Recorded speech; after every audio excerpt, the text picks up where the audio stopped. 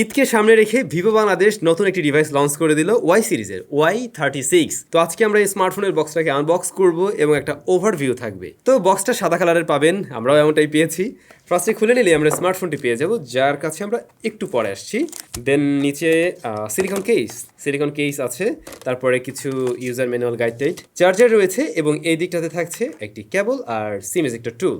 চার্জারটা কিন্তু বেশ বড়সড় 44 ওয়াটের। অলরাইট, তো এই ছিল স্মার্টফোন বাবাজি। আমরা ব্ল্যাক কালার ভ্যারিয়েন্টটা পেয়েছি, তবে এর কিন্তু আরো একটা গোল্ড কালার ভ্যারিয়েন্ট হয়ে থাকে, যেটাকে বলা হয় ভাইব্রেন্ট গোল্ড। বাট এই ব্ল্যাক কালারটাতে একটা ইন্টারেস্টিং বিষয় আমি লক্ষ্য করছি, এর যে রেয়ার প্যানেল সেখানে গ্লাস রয়েছে। মূলত এখানে ক্রিস্টাল গ্রিপ গ্লাস ব্যবহার হয়েছে, যার উপরে গ্লিটারি একটা ভাব আপনারা দেখবেন, ফ্রস্টেড টাইপের। বাট অন্য একটা প্যাটার্ন আপনারা হয়তো লক্ষ্য করছেন। আকাশে রাতের বেলা যখন তারা ছুটে যায় একটা জায়গা থেকে আর একটা জায়গায়, দেখতে যেমন লাগবে ঠিক তেমন একটা ফিল দেওয়ার ট্রাই করে। দেখতে সুন্দর না?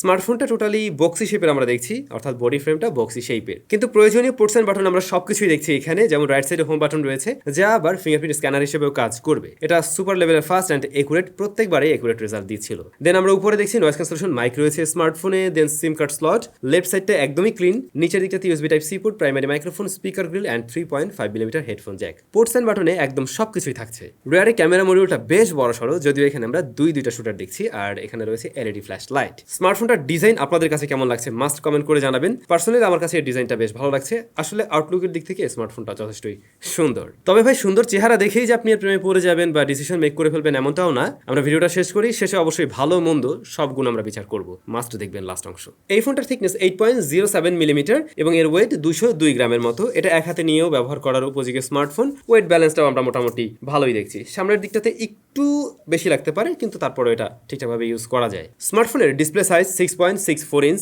ফুল এইচডি প্লাস রেজোলিউশনের আইপিএস এলসিডি প্যানেল। বাট এখানে 90 হার্টজ হাই রিফ্রেশ রেট পাওয়া যাবে। এর পিপিআই ডেন্সিটি হলো 395। এটা আমরা যখন ইনডোরে ব্যবহার করছিলাম, এর ব্রাইটনেস তখন তো ঠিকঠাকই আছে, বাট আউটডোরে ডিরেক্ট সানলাইটে কিছুটা স্ট্রাগল করে। শ্যাডো এরিয়াতে আর কি ভালোভাবে দেখা যায়। টাচ রেসপন্স এমনিতে ভালো। ডিসপ্লের চিন বেজেল অ্যাভারেজের কাতারে থাকবে। লোয়ার চিনটা একটু মোটা মনে হয়েছে আমার কাছে, এটা আর একটু ন্যারো রাখলে সুন্দর লাগতো অবশ্যই। ডিসপ্লের টপ সেন্টারে পাঁচল কাটরটি রয়েছে। এটা অ্যাজ এ আইপিএস বেশ ছোট রাখারই তারা ট্রাই করছে, তবে খুব কাছে নিয়ে দেখতে গেলে হয়তো আপনারা হালকা একটু শ্যাডোর মতো লক্ষ্য করবেন। এর বাইরে ওভারঅল ডিসপ্লেটার কোয়ালিটি মোটামুটি ভালোই, কিন্তু এই ডিসপ্লেটা যদি 120 হার্টজ হাই রিফ্রেশ রেট দিয়ে আসতো, সেই ক্ষেত্রে আমরা রিফ্রেশ রেটের দিক থেকে একটু এগিয়ে থাকতাম। অথবা 90 হার্টজের পাশাপাশি যদি কোনো অ্যামোলেড প্যানেল হতো, তাহলে যে কোনো কন্টেন্ট দেখতে আরো বেশি জোস লাগতো বলে আমার মনে হয়। ক্যামেরা সেকশন, রিয়ারে দুইটা শুটার রয়েছে। মূলত মেইন শুটারই আসল, যা 50 মেগাপিক্সেলের, সাথে ওই যে 2 মেগাপিক্সেলের সহকারী শুটার আছে আর কি। আর ফ্রন্ট ফেসিং ক্যামেরা 16 মেগাপিক্সেলের। তো এই স্মার্টফোন দিয়ে আমরা বিভিন্ন সিচুয়েশনে বিভিন্ন রকমের ছবি তোলা ট্রাই করছিলাম। আপনারা ছবিগুলো দেখে কিন্তু মাস্ট কমেন্ট করে জানাবেন আপনাদের কাছে কেমন লাগছে। যদি আমি বলতে চাই, ইনিশিয়ালি আমার কাছে মনে হলো এর কালার টোনটা একটু ওয়ার্মের দিকে যায়, মানে ম্যাক্সিমাম ছবিতে আমরা দেখছিলাম একটু ওয়ার্ম টোন ফুটে উঠছিল, যেগুলো দেখতে কিন্তু খুব একটা খারাপ লাগছে না। এছাড়াও ওভারঅল ছবিটা একটু পপ আপ টাইপের, মানে একটু কালারফুল টাইপের, সোশ্যাল মিডিয়া রেডি টাইপ ছবি দেয় আর কি। ডিটেল আপনারা প্রপার লাইটিং কন্ডিশনে ভালো পাবেন, বাট একটু শ্যাডোতে সফট হতে লক্ষ্য করবেন আর কি। আর স্কিন টোন, মানে হিউম্যান স্কিন পেলে সেটাকেও দেখছিলাম একটু ইয়ালিশ একটা ভাব নিয়ে আসে। বাই দ্য ওয়ে, ক্যামেরা একটা ইন্টারেস্টিং বিষয় আছে। এখানে আপনারা ডুয়াল এক্সপোজার নামে একটা মুড পেয়ে যাবেন। তো এই এখন সবার প্রশ্ন থাকবে, ভাই ডুয়াল এক্সপোজার মুডটা আবার কি? বিষয়টা হলো দুইটা ছবির একটা কম্বিনেশন বলতে পারেন। ফার্স্ট একটা ছবি আপনি তুললেন, দেন ওই ফ্রেমের সাথে আর একটা ফ্রেম অ্যাড করে নিয়ে আপনি ডাবল এক্সপোজারে ছবি তুলতে পারবেন। এখানে কয়েকটা স্যাম্পল রয়েছে, আশা করছি দেখে ভালো লাগবে। যারা ফটোগ্রাফি নিয়ে কাজ করেন তাদের অনেকের কাছে এই বিষয়টা কাজে লাগতে পারে। প্লাস এখানে আমরা পোর্ট্রেট মুড পেয়েছি। এজ ডিরেকশন মোটামুটি ভালোই, তবে মেইন সাবজেক্টকে কিছুটা সফট করে এবং কালার কিছুটা শিফট করছে। লো লাইটে এর মেইন ক্যামেরা কিছুটা সফট হয়, যেমনটা আমি বলছিলাম, তবে নাইট মোড অন করে নিলে তুলনামূলকভাবে বেটার আউটপুট আসে, যদিও কিছু সময় স্টেডি করে ফোনটা ধরে রাখতে হয়। অবশ্যই স্টাডি করে ধরে রাখলে আপনারা চলনসই ছবি এর থেকেও পেয়ে যাবেন নাইট মোডে। যেহেতু এই স্মার্টফোনটা বলতে পারেন বাংলাদেশের মিড রেঞ্জ বাজেটের একটা স্মার্টফোন, সো ওই জায়গা থেকে আমি আলট্রাওয়াইড শুটারটা মিস করছি। এই 2 মেগাপিক্সেলটা না দিয়ে একটা আলট্রাওয়াইড শুটার দিলে আরো বেশি কাজে লাগতো বলে আমার মনে হয়, এবং অনেকেই তখন মানে ক্যামেরা নিয়েও সন্তুষ্ট থাকতেন আর কি আমার মতো। এই ফোনটাতে ভিডিও রেকর্ড করা যায় সর্বোচ্চ 1080p 30 fps এ। এখানে স্টেবিলিটির একটা অপশন আছে, সেটা অন করলে ফ্রেম কিছুটা ক্রপ করে, তখন মোটামুটি স্টেবল ফুটেজ পাওয়া যায়। আর যদি স্টেবিলাইজেশন অফ করে রাখেন, সেই ক্ষেত্রে আপনি মোটামুটি ঠিকঠাক ফ্রেমটা পাবেন, বাট বেশ সেই ভিডিও হয়। ডাইনামিক রেঞ্জটা একটু কম পেয়েছি ভিডিওতে। ফাইনালি পারফরমেন্স সেকশন, যে বিষয়ের জন্য হয়তো ওয়েট করছেন। এই স্মার্টফোনের প্রসেসর হিসেবে রয়েছে কোয়ালকম স্ন্যাপড্রাগন 680। এখানে র্যাম পাবেন 8GB, সাথে আরো 8GB ভার্চুয়াল র্যাম থাকছে, তো সব মিলে 16GB, যদিও 8GB আমার মনে হয় মোর দেন এনাফ।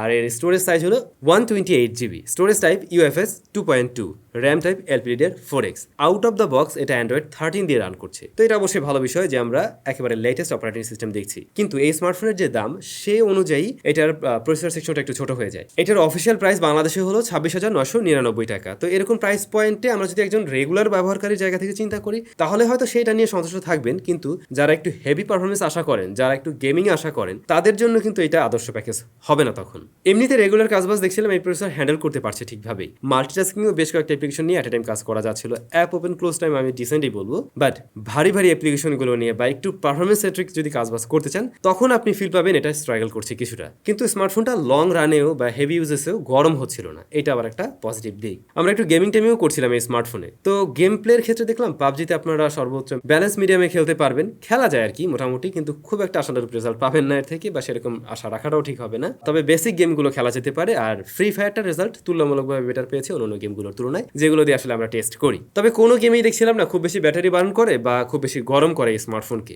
তবে সবকিছুর পরেও আমি বলবো এই স্মার্টফোনের দাম অনুযায়ী এর প্রসেসর সেকশনটা পিছিয়ে আছে অনেকটাই। স্মার্টফোনেতে সিঙ্গেল স্পিকার রয়েছে, বটম ফায়ারিং, লাউডনেস ভালো, ফুল ভলিউমে কিছু কিছু সাউন্ড ডিস্টরশন দেয়, তবে এমনিতে ক্লিয়ার একটা সাউন্ড পাওয়া যায় যদি আপনি 80 to 90% ভলিউমে রাখেন। ইয়ারপিসের সাউন্ড আবার ঠিকঠাক আছে, এটাতে জাইরোস্কোপ সেন্সরও রয়েছে, আমরা টেস্ট করে দেখছিলাম, ওটা ঠিকঠাক আছে। তবে এই স্মার্টফোনের ব্যাটারিটাও বেশ বড়সড়, চার্জারটাও বেশ বড়সড়। এখানে আপনারা 5000 mAh এর ব্যাটারি পেয়ে যাবেন, আর বক্সে পেয়ে যাচ্ছেন 44 ওয়াটের চার্জিং সিস্টেম, যেটা দিয়ে খুবই দ্রুত সময় এটাকে চার্জ করতে পারবেন। পাশাপাশি ব্যাটারি ব্যাকআপও কিন্তু বেশ ভালো পেয়েছি এই স্মার্টফোনে, ফুল এইচডি প্লাস, আর এদিকে হচ্ছে 90 হার্টজের কম্বো। মোটামুটি এই ডিসপ্লেকে 8 ঘন্টার মতো একটা স্ক্রিন অন টাইম দিতে পারছিল, বলতে পারেন 90% ব্রাইটনেসেই। সো একদিন ইজিলি ব্যবহার করা যাচ্ছে এই স্মার্টফোন। তো এই সমস্ত কিছু মিলেই ছিল Vivo Y36। এই স্মার্টফোনটাতে কি কি আমরা পেয়েছি দাম অনুযায়ী, এখানে আমরা দামটা আগে বলি একটু। এটার দাম হলো 26,999 টাকা। সেই হিসাবে এটার ডিজাইনটা বেশ সুন্দর অবশ্যই। তারপরে এটার চার্জারটাও ঠিকঠাক আছে, বা একটু বড়সড়ই পেয়েছি বলা যেতে পারে। এই জায়গাগুলো ঠিকঠাক আছে, কিন্তু বেশ কয়েকটা জায়গায় অবশ্যই কমতি আছে, যেমন ডিসপ্লেটা 120 হার্টজ হতে পারতো, পাশাপাশি এটা অ্যামোলেড প্যানেল হওয়া উচিত ছিল। এরকম প্রাইস পয়েন্টে আমরা অ্যামোলেড, সুপার অ্যামোলেড এখন আশা করি।